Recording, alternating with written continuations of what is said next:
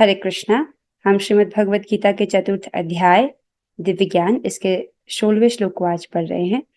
पहले हम श्लोक की कुछ आवृत्ति करेंगे। किम कर्म किम अकर्मेति किम कर्म किम अकर्मेति कवयोऽप्यत्र मोहिताः कवयोऽप्यत्र मोहिताः तत्ते कर्म प्रवक्ष्यामि तत्ते कर्म प्रवक्ष्यामि यज्ञात्वा मोक्षसे अशुभात्। यज्ञात्वा मोक्ष्यसे अशुभात्। किम कर्म किम अकर्मेति किम कर्म किम कर्मेति कवयोऽपि यत्र मोहिताः कवयोऽप्यत्र मोहिताः तत्ते कर्म प्रवक्ष्यामि तत्ते कर्म प्रवक्ष्यामि यज्ञात्वा मोक्षसे अशुभात्। यज्ञात्वा मोक्ष्यसे अशुभात्। किम कर्म किम अकर्मेति किम कर्म किम कर्मेति कवयोऽपि यत्र मोहिताः कवयोऽप्यत्र मोहिताः तत्ते कर्म प्रवक्ष्यामि तत्ते कर्म प्रवक्ष्यामि यज्ञात्वा मोक्षसे अशुभात्। यज्ञात्वमोक्ष्यसे अशुभात्। अब हम आगे चलते हैं। बहुत अच्छा श्लोक है ये। भगवान इस श्लोक में क्या कह रहे हैं, आइए उसको सुनते हैं। भगवान कह रहे हैं, कर्म क्या है और अकर्म क्या है, इसे निश्चित करने में बुद्धिमान व्यक्ति भी मोहग्रस्त हो जाते हैं। अतएव मैं तुमको बताऊंगा कि कर्म क्या है, जिसे जानकर तुम सारे अशुभ से मुक्त हो सकोगे। ठीक है, भगवान कह रहे हैं कर्म क्या है और अकर्म क्या है, इस बात को समझना मुश्किल है। क्यों? क्योंकि इसे निश्चित करने में बुद्धिमान व्यक्ति भी मोहग्रस्त हो जाते हैं। तो जब बुद्धिमान व्यक्ति भी कर्म क्या है अकर्म क्या है इसको निश्चित नहीं कर पाता, उसको ठीक से समझ नहीं पाता, तो सामान्य की तो बात ही क्या। तो भगवान कह रहे हैं कर्म क्या है अकर्म क्या है, इसकी बारीकियों को समझने में बुद्धिमान व्यक्ति भी मोहित हो जाता है, मोहग्रस्त हो जाता है। इसीलिए मैं तुम्हें बताऊंगा कि कर्म क्या है, जिसे जानकर क्या होगा, जिसे जानकर तुम सारे अशुभ से मुक्त हो सकोगे। ठीक है, इस जगत में लोग बहुत व्यस्त हैं, कर्म कर रहे हैं, लेकिन वे नहीं जानते कि कर्म किस प्रकार करने चाहिए। इसीलिए कर्म को करते हुए भी उनको अशुभ फल प्राप्त होते हैं। अशुभ फल इन द सेंस ये अपना भौतिक शरीर, भौतिक इस जगत में जन्म मृत्यु जरा व्याधि के रूप में जो निरंतर कष्ट हैं वो, और जो तीन क्लेश हैं, राइट, आदि दैविक आदि भौतिक और आध्यात्मिक क्लेश जो लगे ही हुए हैं। लेकिन भगवान कह रहे हैं कि मैं तुमको बताऊंगा कि कर्म क्या है, जिससे तुम सारे अशुभ से मुक्त हो सकोगे। राइट, तो इस श्लोक में भगवान यही वर्णन करते हैं। तो एक बार श्लोक को देखिए। किम कर्म किम अकर्मे थी, कि कर्म क्या है और किम अकर्मे थी और अकर्म क्या है। कवियो पियत्र मोहिता, जो कवि हैं, राइट, कवि अर्थात बुद्धिमान, वो भी मोहित हो जाते हैं इस चीज में। तत्ते कर्म प्रवक्ष्यामि, इसीलिए मैं तुमको कहूंगा, यज् ज्ञात्वा मोक्ष से अशुभात, और जिससे जानकर तुम्हारा उद्धार होगा और अशुभ से तुम मुक्त हो सकोगे। ठीक है, इस प्रकार से भगवान कह रहे हैं। आइए इसके पिछले श्लोक में आपने क्या जाना था उसको सुनते हैं। पिछले श्लोक में भगवान कह रहे थे, एवं ज्ञात्वा कृतं कर्म पूर्वैरपि मुमुक्षुभिः, होना चाहिए, कुरु कर्मैव तस्मात् त्वं पूर्वः पूर्वतरम कृतम। भगवान ने कहा था, प्राचीन काल में समस्त मुक्तात्माओं ने मेरी दिव्य प्रकृति को जान करके ही कर्म किया। अतः तुम्हें चाहिए कि उनके पद चिन्हों का अनुसरण करते हुए अपने कर्तव्य का पालन करो। कर्म नहीं करने को भगवान नहीं कह रहे हैं, कर्म करने को बोल रहे हैं जिस प्रकार से पूर्व जो पूर्ववर्ती मुक्त आत्मा है उन्होंने किया है, उस प्रकार से हमको करना है। अब इस श्लोक में भगवान कह रहे हैं कि कर्म क्या है और अकर्म क्या है, इसको समझने में तो बुद्धिमान व्यक्ति भी मोहग्रस्त हो जाता है। इसलिए मैं ही तुमको बताऊंगा कि कर्म क्या है जिसको जानकर तुम सारे अशुभ से मुक्त हो जाओगे। स्पष्ट हो रही है? हाँ, अब इसको समझिए आप। भगवान कर्म करने को बोल रहे हैं। भगवान ने अर्जुन से ये नहीं कहा कि देखो अर्जुन, तुम मेरे मित्र हो तो तुम सो जाओ, सारा काम मैं कर दूंगा तुम्हारे लिए। अरे भगवान ने ऐसे बोला कहीं पर भी? कई कई बार भक्त भी इसका ऐसा लेजी मीनिंग निकाल लेते हैं। भगवान ने ये कहीं नहीं कहा अर्जुन कि तुम मेरे मित्र हो तो मैं तो सारी शक्तियों से युक्त हूँ, तुमको कुछ करने की जरूरत नहीं है, तुम सो जाओ, मैं तुम्हारे लिए सब कुछ करूंगा। ऐसा कहा भगवान ने कहीं पर? नहीं। भगवान अपने भक्तों से भी चाहते हैं कि वो प्रयास करें। राइट? अब क्या करें, कर्म करें अकर्म करें, उसकी बारीकियों को भगवान हमको समझाएंगे, उस हिसाब से हमको कार्य करना है। ठीक है? सो अध्याय 3 में भगवान ने हमको बताया था कि कर्म क्या है, अकर्म क्या है। राइट? उन्होंने कहा था कि अकर्म मतलब कर्म ही नहीं करना, और कहा था कि व्यक्ति एक क्षण के लिए भी कर्म किए बिना नहीं रह सकता। ठीक है? लेकिन इस अध्याय में भगवान हमको अकर्म करने की विधि बताएंगे, अर्थात कर्म इस प्रकार करना कि जिससे कर्म का जो शुभ और अशुभ फल है वो हमको प्राप्त ना हो, कर्म का जो रिएक्शन है वो हमको ना लगे। राइट? जिससे इस भौतिक बंधन में हम ना बंधे, कर्म के पाश में हम ना बंधे, उसको वो इस अध्याय में आने वाले श्लोकों में उसका वर्णन करेंगे। सो देखिए, भगवान स्वयं भी अपने आचरण से प्रस्तुत करते हैं। हालांकि वे भगवान है, 6 ऐश्वर्यों से पूर्ण है, संपूर्ण धन, संपूर्ण बल, संपूर्ण ज्ञान, संपूर्ण सौंदर्य, संपूर्ण यश, और इन सब के होने के बावजूद संपूर्ण वैराग्य, इससे वो युक्त हैं। और भगवान अच्युत हैं, अर्थात अपनी स्थिति से वे कभी नहीं गिरते। मतलब ये जो गुण है उनमें हर क्षण हमेशा विद्यमान रहते हैं, चाहे भगवान बाल लीला कर रहे हों या कोई भी लीला कर रहे हों। ठीक है? तो इस चित्र में आप देख सकते हैं भगवान सांदीपनी मुनि के आश्रम में ब्रह्मचर्य का पालन करते हुए अपने गुरु के आश्रय में उनसे शिक्षा ग्रहण कर रहे हैं। राइट? अब भगवान भी ये उदाहरण प्रस्तुत कर रहे हैं। एक ब्रह्मचर्य आश्रम में एक ब्रह्मचारी को गुरु के आदेश के अनुसार कार्य करना होता है। यहाँ तक कि जब गुरु भोजन के लिए बुलाता है तभी वो भोजन करता है। अगर किसी दिन गुरु उसको बुलाने के लिए भूल जाए, भोजन के लिए बुलाने के लिए भूल जाए, तो उस दिन शिष्य को भूखा ही रहना पड़ता है। राइट? और क्या करते हैं, वो भिक्षा मांग कर लाते हैं अपने गुरु की सेवा हेतु।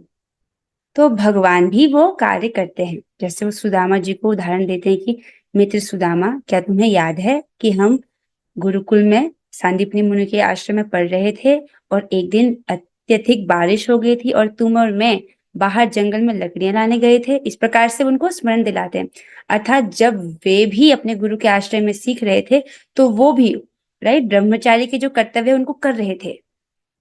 राइट? उसी प्रकार से वर्ण व्यवस्था के अनुसार हम सभी के अलग अलग कर्तव्य हैं, चाहे कोई ब्रह्मचर्य आश्रम में है, कोई गृहस्थ आश्रम में है, कोई वानप्रस्थ आश्रम में है, या संन्यास आश्रम है, या वर्णी व्यवस्था से, या कोई ब्राह्मण है, क्षत्रिय है, वैश्य है, शूद्र है। तो सबके कर्तव्य निर्धारित हैं। व्यक्ति अपने कर्तव्यों को करते हुए, राइट, कृष्ण की प्राप्ति कर सकता है। कैसे? मतलब अपने कर्तव्य को भगवान से जोड़ सकता है, वो अपने सारे कार्य को भगवान की प्रसन्नता के लिए करना वो सीख सकता है। अच्छा, आगे आइए।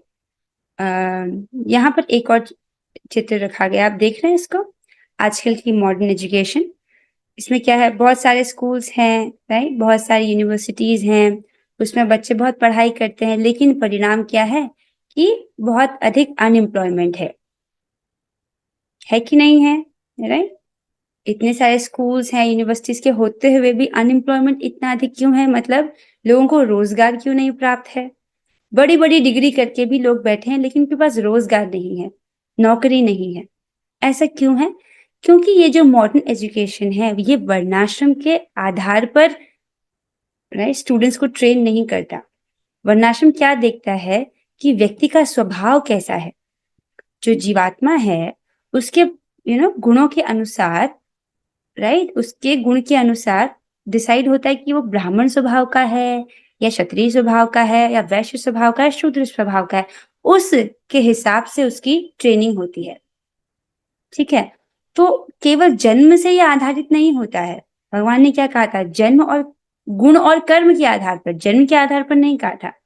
तो पहले के वैदिक सिस्टम में ये देखा जाता था कि विद्यार्थी का कैसा स्वभाव है, इससे कैसे गुण है, क्या इसी जन्म के गुण हिसाब से होता है? नहीं, राइट। पूर्व जन्मों से भी जीवात्मा अपने कर्मों को संचित करता है, अपने गुणों को संचित करता है, उसके आधार पर उसका एक विशेष प्रकार का स्वभाव होता है। उसी में जैसा उसका स्वभाव है वो वैसा ही कार्य करना उसको अच्छा लगता है। एक ब्राह्मण को बोला जाए कि आप क्षत्रिय की तरह युद्ध करने जाओ बॉर्डर पर, उसके लिए बड़ा मुश्किल है ये। आप समझ रहे? ये तो ऐसे ही हुआ कि मछली को कहेंगे कि जाओ तुम पेड़ पर चढ़ो, राइट। तो ये मुश्किल कठिन है। तो पहले के वैदिक सिस्टम में व्यक्ति के स्वभाव को देख करके गुरु उसको ट्रेनिंग दे देता था, ठीक है। लेकिन अब ऐसा नहीं किया जा रहा, सबको एक लेवल पर शूद्र की ट्रेनिंग दी जाती है, अर्थात सबको नौकरी करने की ट्रेनिंग दी जाती है। इस प्रकार से ट्रेनिंग दी जाती है कि वो सोच ही ना पाए, राइट, ये ऑर्डर ऑर्डर फॉलो करते रहे। तो वो ठीक नहीं है, इसीलिए अधिक अनएम्प्लॉयमेंट है आज। आइए अब हम तात्पर्य पढ़ते हैं। और इसका परिणाम क्या है? बेसिकली इस एजुकेशन का परिणाम क्या है? क्या जो बच्चे हैं वो कर्म करना सीखते हैं, कर्म अकर्म भेद सीखते हैं? नहीं सीखते। परिणाम क्या है? ये सारी मॉडर्न एजुकेशन भी हो करके भी जो वास्तविक ज्ञान बच्चे को दिया जाना चाहिए कि किस प्रकार से तुम अपने कर्म को करो, कि तुमको एक कर्म का बंधन, कर्म का पाश तुमको बांध ना पाए, ताकि तुमको भौतिक जन्म दोबारा लेना ना पड़े, वो नहीं सिखाया जाता। तो इतना सब कुछ मेहनत करने के बाद भी क्या रिजल्ट है? एक और भौतिक जन्म, जो तो कुत्ते का भी होने वाला है, कुत्ता भी, उसका भी एक और भौतिक जन्म होने वाला है। तो फिर क्या फायदा हुआ एक मनुष्य देह होने का, अगर फिर से एक भौतिक जन्म स्वीकार करना पड़ा तो, राइट। आइए अब हम तात्पर्य पढ़ते हैं। इसलिए हमको भगवान से जानना चाहिए कर्म क्या है, कर्म क्या है। अनुवाद और तात्पर्य कृष्ण कृपा मूर्ति श्री श्रीमद एसी भक्ति वेदांत स्वामी प्रभुपाद द्वारा। देखिए प्रभुपाद जी क्या कहते हैं। प्रभुपाद जी हमें बता रहे हैं, कृष्ण भावनामृत में जो कर्म किया जाए वह पूर्ववर्ती प्रमाणिक भक्तों के आदर्श के अनुसार करना चाहिए। इसका निर्देश 15वें श्लोक में किया गया है। ऐसा कर्म स्वतंत्र क्यों नहीं होना चाहिए, इसकी व्याख्या अगले श्लोक में की गई है। तो 15वें श्लोक में भगवान क्या बोलते हैं अर्जुन को, एक बार देखिए उसको। भगवान ने कहा था कि देखो, प्राचीन काल में समस्त मुक्त आत्माओं ने मेरी दिव्य प्रकृति को जान करके ही कर्म किया, अतः तुम्हें चाहिए कि उनके पद चिन्हों का अनुसरण करते हुए अपने कर्तव्य का पालन करो, स्वतंत्र रूप से नहीं, राइट। उसी को प्रभुपाद जी कह रहे हैं कि 15वें श्लोक में भगवान ने ये बोला, और यहाँ से यहाँ पर 16वें श्लोक में भगवान कह रहे हैं कि मैं तुमको बताऊंगा कि कर्म क्या है, कर्म क्या है, और वो क्या है उसको अगले श्लोक में बताएंगे, 17वें श्लोक में बताएंगे, ठीक है। हमको क्या करना चाहिए? पूर्ववर्ती प्रमाणिक भक्तों के आदर्श के अनुसार हमको कर्म करना चाहिए। जैसे कि शुरुआत में भक्तों को ये डाउट होता है कि हम काउंट करके क्यों जप करें, भगवान का नाम है कभी भी लो, हृदय से स्मरण करो, हमको गिनने की क्या जरूरत है, राइट। भक्त ऐसे प्रश्न, नव जो शुरुआती भक्त होते हैं ऐसा प्रश्न पूछते हैं। देखिए, हमको पूर्ववर्ती आचार्यों के पद चिन्हों पर चलना है। तो पूर्ववर्ती आचार्यों ने क्या कहा है? संख्या पूर्वक नाम जप करना है। क्यों? क्योंकि हमारा शत्रु है हमारा मन, राइट। और मन को डिसिप्लिन बिल्कुल पसंद नहीं है, मन को नियम पसंद नहीं है, राइट। इस नियम में बांधने के लिए संख्या रखी गई है, डिसिप्लिन के लिए, क्योंकि हमारा शत्रु मन है, राइट। और अगर कोई सोचे कि मैं हृदय से जप करूं, तो वो हृदय से वो 1 दिन करेगा, 2 दिन करेगा, 3 दिन, उसके बाद डिसिप्लिन नहीं है तो उत्साह खत्म। डिसिप्लिन है, राइट, रोज करना है, इतना नाम रोज करना है, राइट। तो चाहे कैसी भी परिस्थिति हो तो उसको करता है, ठीक है। और जब व्यक्ति भाव स्तर पर होता है तब उसको संख्या गिनने की जरूरत नहीं पड़ती है, तब उसका निरंतर नाम चलता रहता है, जैसे श्वास चल रही है, ठीक है। आगे चलते हैं। कृष्ण भावनामृत में कर्म करने के लिए मनुष्य को उन प्रमाणिक पुरुषों के नेतृत्व का अनुगमन करना होता है जो गुरु परंपरा में हो, जैसा कि इस अध्याय के प्रारंभ में कहा जा चुका है, राइट। जैसे गुरु परंपरा में जो हमारे आचार्य हुए हैं, जैसे श्रील प्रभुपाद जी, इन्होंने जो शिक्षाएं दी हैं, भक्ति सिद्धांत सरस्वती ठाकुर महाराज जो कि प्रभुपाद जी के गुरु हैं, उन्होंने क्या शिक्षा दी है, और गौर किशोरदास बाबा जी जो कि भक्ति सिद्धांत सरस्वती ठाकुर महाराज से गुरु महाराज है, उन्होंने क्या शिक्षा दी है, और भक्ति विनोद ठाकुर महाराज जी जो कि गौर किशोरदास बाबा जी के गुरु हैं, राइट, उन्होंने क्या शिक्षा दी है भक्ति विनोद ठाकुर महाराज की। और फिर जगन्नाथ दास बाबा जी महाराज, उनकी क्या शिक्षा है, जो कि भक्ति विनोद ठाकुर महाराज से गुरु महाराज है। और फिर सद गोस्वामी जी जो हैं, उनकी क्या शिक्षा है, वो जानना चाहिए और उसके हिसाब से हमको आचरण करना चाहिए।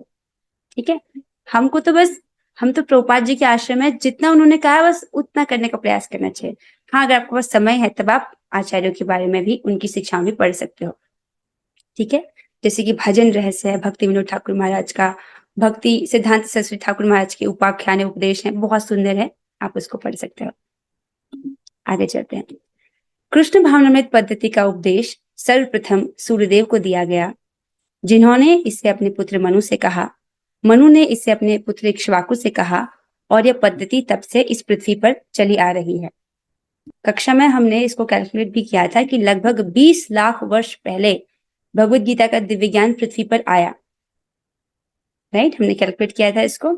ये नहीं, ऐसा नहीं कि केवल 5000 वर्ष पहले ही भगवान श्री कृष्ण ने इस ज्ञान को दिया, वो कहते हैं कि सर्वप्रथम मैंने सूर्यदेव को दिया। 20 लाख साल पहले ये पृथ्वी पर आया मानवों के समाज में। तो इस प्रकार से भगवान ने भगवत गीता की गुरु परंपरा को बताया। अतः परंपरा के पूर्ववर्ती अधिकारियों के पद चिन्हों का अनुसरण करना आवश्यक है। तो जिस प्रकार से पहले के आचार्यों ने भक्ति की है, उनके पद चिन्हों पर हमको चलना है, अन्यथा बुद्धिमान से बुद्धिमान मनुष्य भी कृष्ण भावनामृत के आदर्श कर्म के विषय में मोहग्रस्त हो जाते हैं। कोई समझे कि मैं बहुत बुद्धिमान हूं, मैं खुद से सोच सकता हूँ, क्या कह रहे हैं, खुद भगवान स्वयं कह रहे हैं कि बुद्धिमान व्यक्ति भी मोहग्रस्त हो जाता है, राइट। तो इसलिए क्या करना चाहिए, जैसा पूर्ववर्ती आचार्यों ने किया है, जिस प्रकार से उन्होंने भक्ति की है, उनके पद चिन्हों का अनुसरण करना चाहिए। इसलिए भगवान ने स्वयं ही अर्जुन को कृष्ण भावनामृत का उपदेश देने का निश्चय किया। अर्जुन को साक्षात भगवान ने शिक्षा दी, अतः जो भी अर्जुन के पद चिन्हों पर चलेगा वह कभी मोहग्रस्त नहीं होगा। दिस इज वेरी ब्यूटीफुल, देखिए, राइट, भगवान ने अर्जुन जी को शिक्षा दी। अब हमको अर्जुन जी के पद चिन्हों पर चलना है। जिस प्रकार से अर्जुन ने समझी भगवत गीता, अर्जुन जी ने जिस प्रकार से भगवत गीता को समझा, उसी प्रकार से हमको भी, राइट, उसको अपने जीवन में उतारने का प्रयास करना है। तो अर्जुन जी ने क्या कहा, 10वें अध्याय में वो भगवान को कहते हैं, परम ब्रह्म परम धाम पवित्रम परमम भवान। इस प्रकार से उन्होंने अपनी रियलाइजेशन को व्यक्त किया कि हाँ, आप ही हे भगवान, आप ही भगवान है, आप ही परम ब्रह्म है, आप ही परम पवित्र हैं, आप ही परम धाम है, सबके आश्रय हैं। तो वो उन्होंने जो उसको समझा उसको बताते हैं, राइट, उसी के अनुसार हमको चलना है।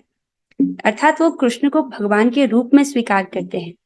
ऐसा नहीं कि कोई निराकार है जो कृष्ण के भीतर बैठ के बोल रहा है, ये नहीं, राइट। उन्होंने कृष्ण को परम ब्रह्म, उन्होंने भगवान को भगवान के रूप में स्वीकार किया। ठीक, उसी हिसाब से हमको भी करना है। कहा जाता है कि अपूर्ण प्रायोगिक ज्ञान के द्वारा धर्म पद का निर्णय नहीं किया जा सकता। वस्तुतः धर्म को केवल भगवान ही निश्चित कर सकते हैं। धर्मम तो साक्षात भगवत प्रणीतम। इस विषय पर हम पहले भी चर्चा कर चुके हैं कि धर्म का जो, धर्म क्या है, एक ग्रुप के लोग अपनी मानसिक चिंतन के द्वारा डिसाइड नहीं कर सकते कि हम लोगों ने सोचा है कि ये जो नियम है ये धर्म होने चाहिए। ये धर्म की परिभाषा नहीं है। धर्म क्या है, धर्म तो केवल भगवान ही निश्चित कर सकते हैं। धर्मम तो साक्षात भगवत प्रणीतम। तो भगवान ने जो बोला है वो धर्म है। तो भगवत गीता में जो भगवान के शब्द हैं ये धर्म है। अपूर्ण चिंतन द्वारा कोई किसी धार्मिक सिद्धांत का निर्माण नहीं कर सकता। वाह, वैसे ये बहुत अच्छी बात है, देखिए इसको समझिए। अपूर्ण चिंतन के द्वारा कोई किसी धार्मिक सिद्धांत का निर्माण नहीं कर सकता। पहली बात समझिए, अपूर्ण चिंतन, चिंतन मतलब जो मानसिक लेवल पर हो रहा है। इंद्रियों से ऊपर है मन, मन से ऊपर है बुद्धि, और बुद्धि से ऊपर है आत्मा। तो मन के कार्य क्या होते हैं, सूक्ष्म कार्य, थिंकिंग, विलिंग और फीलिंग। तो ये सोचना, ये सब किसका कार्य है, मन का। तो मन के धरातल पर व्यक्ति चिंतन कर रहा है और धर्म के नियम बनाना चाहता है, तो ये संभव नहीं है। ठीक है, तो और मन अगर चिंतन करेगा, अब क्योंकि उसके पास अपूर्ण इंद्रियां हैं, इंद्रियां, मनुष्य की इंद्रियां पूर्ण है क्या? नहीं, राइट। भ्रम, विपलप्सा और प्रमाद आदि उसमें दोष है, भ्रमित हो जाती है इंद्रियां, राइट। भ्रम अपूर्ण है और गलती करने की प्रवृत्ति होती है, धोखा देने की प्रवृत्ति होती है। ऐसा मनुष्य अपने लेवल पर चिंतन करके कोई धार्मिक सिद्धांत का निर्माण नहीं कर सकता है, ठीक है। सो मनुष्य को चाहिए कि ब्रह्मा, शिव, ये क्या है? ये 12 महाजनों के नाम यहाँ पर प्रभुपाद जी हमको बता रहे हैं। 12 महाजनों के क्या क्या नाम है? ब्रह्मा, शिव, नारद, मनु, चारों कुमार, कपिल, प्रहलाद, भीष्म, सुखदेव, सुखदेव गोस्वामी जी, यमराज, जनक तथा बलि महाराज। ये सभी भगवान के महान भक्त हैं, इनको महाजन बोला जाता है। 12 महाजनों का यहाँ पर नाम है। सो इन 12 महाजनों जैसे महान अधिकारियों के पद चिन्हों का अनुसरण करें। तो जिन्होंने, जिस प्रकार से इन्होंने भक्ति की है, हमको उसी प्रकार से करनी है, ये बताया जा रहा है, ठीक है। केवल मानसिक चिंतन द्वारा यह निर्धारित करना कठिन है कि धर्म या आत्म साक्षात्कार क्या है। फिर से आई थिंक ये फिर से वही बात है कि मानसिक चिंतन पर हम दिव्य तत्व को नहीं समझ सकते हैं, ठीक है। ये जो लोग पहले से कक्षा सुन रहे हैं, जिन्होंने भगवद गीता के अध्याय 3 को सुना है और उस श्लोक को सुना है कि इंद्रियों से ऊपर होता है मन, मन से ऊपर होती है बुद्धि, बुद्धि से ऊपर होती है आत्मा, ठीक है। तो इंद्रियां, मन और बुद्धि क्या है? भौतिक, मटीरियल, ठीक है। आत्म तत्व है दिव्य। तो जो बुद्धि है, राइट, वो मन से भी श्रेष्ठ है, लेकिन वो आत्म तत्व को नहीं समझ सकती है, क्योंकि बुद्धि भौतिक है और आत्मा दिव्य तत्व है। आप समझ रहे हैं इसको? तो बुद्धि नहीं समझ सकती है उसको, बुद्धि के परे है वो तत्व। जब वो तत्व बुद्धि तत्व के परे है, तब उसको मन कैसे पकड़ सकता है? मन भी नहीं पकड़ सकता। इसीलिए जो लोग मानसिक चिंतन करते हैं, वो सोचते हैं खुद से सोच विचार करके हम किसी निर्णय पे पहुंचेंगे, वो लोग इस आत्म साक्षात्कार और धर्म ये क्या है उसके निर्णय पर नहीं पहुंच सकते कभी भी। ये बात स्पष्ट हो रही है? किसी को ऐसा है कि ये बात नहीं समझ आ रही? जो नए भक्त मैं उनसे पूछ रही हूँ, पुराने भक्तों को तो समझ आ रहा होगा, राइट। क्योंकि आत्मा का तत्व दिव्य है और भगवान का तत्व भी दिव्य है, वो बुद्धि के परे है, इसलिए वो उसकी पकड़ में नहीं आते हैं। तो किस प्रकार से समझ आए व्यक्ति को? गुरु परंपरा में सुन करके उसको व्यक्ति स्वीकार करता है, ठीक है। और जो इस प्रकार से मानसिक चिंतन करते हैं, अनेक जन्मों के बाद इस कंक्लूजन पर आते हैं कि कृष्ण ही पूर्ण पुरुषोत्तम भगवान है। इसका भी भगवान आगे वर्णन करते हैं। तो अनेक जन्मों के बाद व्यक्ति, ज्ञानवान व्यक्ति समझता है कि कृष्ण ही सब कुछ है, लेकिन वही चीज एक व्यक्ति गुरु परंपरा में सुनकर स्वीकार कर लेता है, राइट, और उसका समय बच जाता है। अतः भगवान अपने भक्तों पर अहेतु की कृपावश स्वयं ही अर्जुन को बता रहे हैं कि कर्म क्या है और अकर्म क्या है, ठीक है। केवल कृष्ण भावनामृत में किया गया कर्म ही मनुष्य को भवबंधन से उबार सकता है। आई थिंक ये लास्ट लाइन बहुत इंपॉर्टेंट है। जो कर्म क्या है, अकर्म क्या है, इसको भगवान बताएंगे, इसकी बारीकियों को भी बताएंगे। तो कर्म जब व्यक्ति करता है, तो कर्म यहाँ पर सकाम कर्म लिया जा रहा है, ठीक है। कर्म के 3 विभाग होते हैं, कर्म, राइट, अकर्म और विकर्म, ठीक है। तो कर्म यहाँ पर सकाम कर्म, राइट, सकाम कर्म लिया जा रहा है इसका मीनिंग।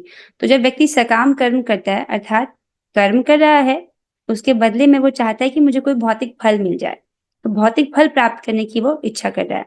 ये भौतिक फल स्थूल लेवल पर भी हो सकता है, राइट, किसी को पैसे चाहिए, राइट, ये स्थूल इच्छा होगी, या सूक्ष्म इच्छा हो सकता है। या सूक्ष्म इच्छा क्या होती है? इस जगत में पद, प्रतिष्ठा, मान सम्मान प्राप्त करने की इच्छा, ये हुई सूक्ष्म इच्छाएं, ठीक है। तो ये दोनों ही क्या है? भौतिक इच्छाएं हैं। तो जब व्यक्ति सकाम कर्म की इच्छा से कार्य करता है, वो इस जगत में फंस जाता है, इस जेल में फंस जाता है। जब तक व्यक्ति यहाँ रहने की, यहाँ पर कुछ प्राप्त करने की इच्छा कर रहा है, तब तक उसको यही जन्म मिलेगा बार बार, और यहाँ जन्म मिलेगा तो फिर कष्ट लगे रहेंगे बार बार। और ये तो दुखालय है, इधर कभी कष्ट खत्म नहीं होगा। इधर से, राइट, जिस प्रकार से समुद्र में जो लहरें हैं वो आती रहती हैं, उसी प्रकार इस दुखालय में सुख और दुख की लहरें आती रहती हैं। भगवान क्या कहते हैं? जब तक ये शरीर है, इस प्रकार के सुख और दुख को तुम सहन करना सीखो। और देखो, वैसे भी तो मनुष्य जीवन में तुम तपस्या कर ही रहे हो। इस शरीर को निर्वाह करने के लिए भी व्यक्ति कितनी तपस्या करता है कि नहीं? बिना तपस्या के मनुष्य जीवन धारण कर सकता है कोई? एक छोटा बच्चा है, 6 साल का है, उसको भी स्कूल में 6-6 घंटे बिताने पड़ते हैं, है कि नहीं?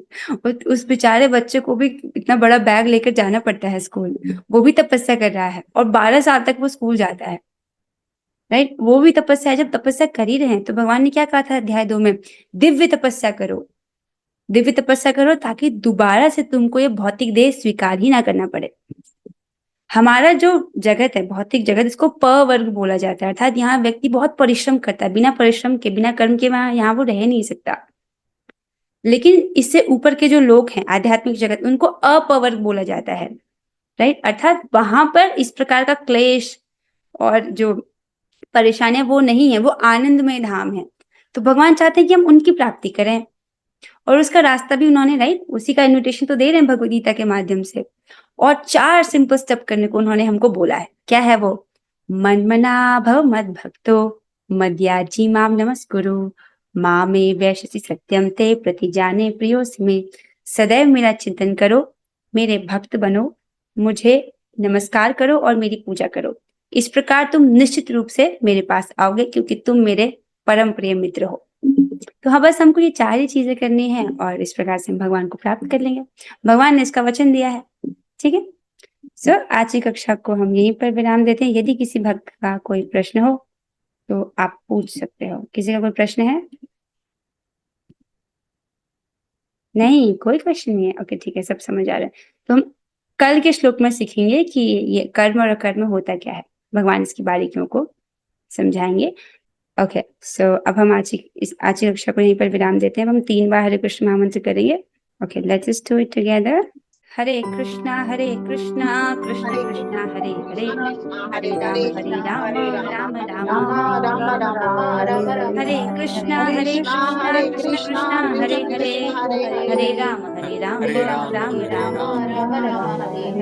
हरे कृष्णा कृष्ण कृष्णा हरे हरे, हरे राम राम हरे हरे। श्रीमद् भगवद गीता की जय, श्री प्रभुपाद की जय। और हरे कृष्णा।